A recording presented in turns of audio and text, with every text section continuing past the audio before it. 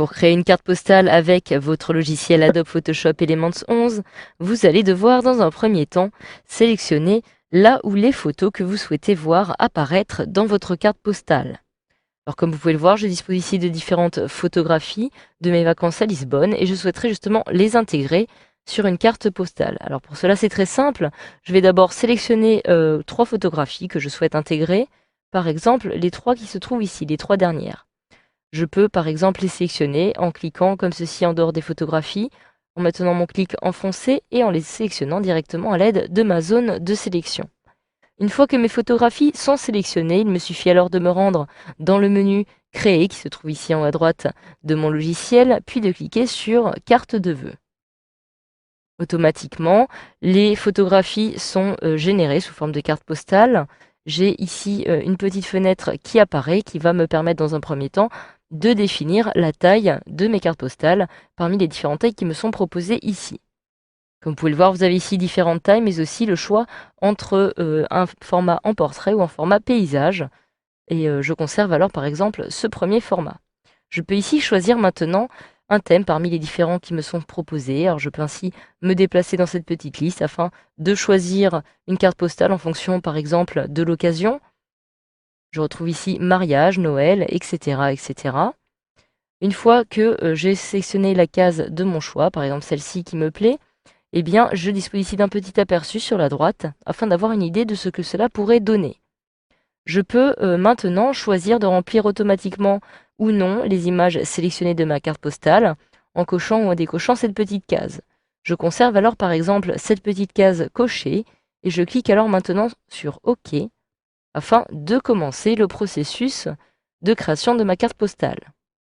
Automatiquement, ma carte postale est générée à partir de mes photos que je retrouve en effet bel et bien dans les 3 petits cadres qui se trouvent ici. J'ai ici différentes possibilités. Par exemple, admettons que je souhaite modifier une photographie. Par exemple, celle-ci, je ne souhaite plus qu'elle apparaisse. Il me suffit de la sélectionner en cliquant dessus. Je peux me rendre maintenant, par exemple, dans ma corbeille de photographies.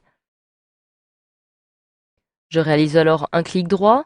Puis je peux, par exemple, choisir de remplacer la photographie en cliquant ici afin de la remplacer par une autre. Admettons celle-ci, par exemple. Je clique dessus, puis sur Importer afin de la sélectionner et automatiquement mon image a été modifiée.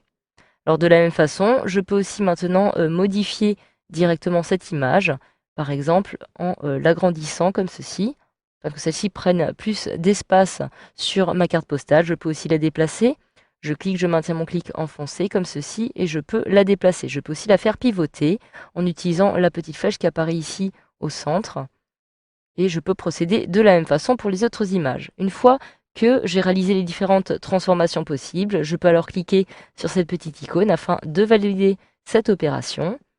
Et je peux déplacer de la même façon les autres cartes postales. Je peux aussi à tout moment modifier le fond d'écran qui apparaît justement en fond de ma carte postale. Pour cela, c'est très simple. Il me suffit de cliquer sur Graphique. Automatiquement, comme vous pouvez le voir, j'ai ici accès aux différents arrière-plans qui me sont proposés. Alors, je retrouve ici des couleurs unies, mais aussi des thèmes. Par exemple, celui-ci me plaît, je souhaiterais le modifier. Pour cela, il me suffit de réaliser un double clic dessus afin que mon fond d'écran de carte postale soit automatiquement modifié. Alors comme vous pouvez le voir, je peux ici modifier le texte qui apparaît ici. Alors pour ça, je vais réaliser un petit zoom, un zoom avant. Je clique sur la loupe, puis je clique sur zoom avant afin d'agrandir ma carte postale, comme ceci. Et par exemple, en cliquant à nouveau sur sélection, je peux maintenant modifier le type de vœu que je souhaite attribuer à ma carte. Je réalise un double clic dessus. Je peux ainsi le sélectionner et je saisis par exemple Bon voyage à l'aide de mon clavier. Je peux à nouveau sélectionner ce texte comme ceci afin de modifier par exemple la police parmi les différentes polices qui me sont proposées ici. Je peux aussi modifier la taille si je souhaite que le texte soit un peu plus grand. Je choisis par exemple un texte de 60 points. Je peux modifier la couleur afin que celui-ci soit un peu plus voyant. Je sélectionne alors par exemple cette couleur bleue comme ceci. Je peux maintenant choisir que ce texte apparaisse en gras comme ceci, en italique, en souligné ou en barré. Je peux choisir de l'aligner sur la gauche, sur la droite ou de le centrer et de lui appliquer un petit effet original en cliquant sur cette petite icône. Une fois que j'ai procédé à toutes ces modifications, je peux alors cliquer sur le petit bouton vert qui me permet de valider justement ces changements. Je peux aussi, si je le souhaite, ajouter moi-même du texte. Il me suffit de cliquer alors ici, puis de cliquer cette fois-ci à l'endroit où je souhaite en ajouter sur ma page.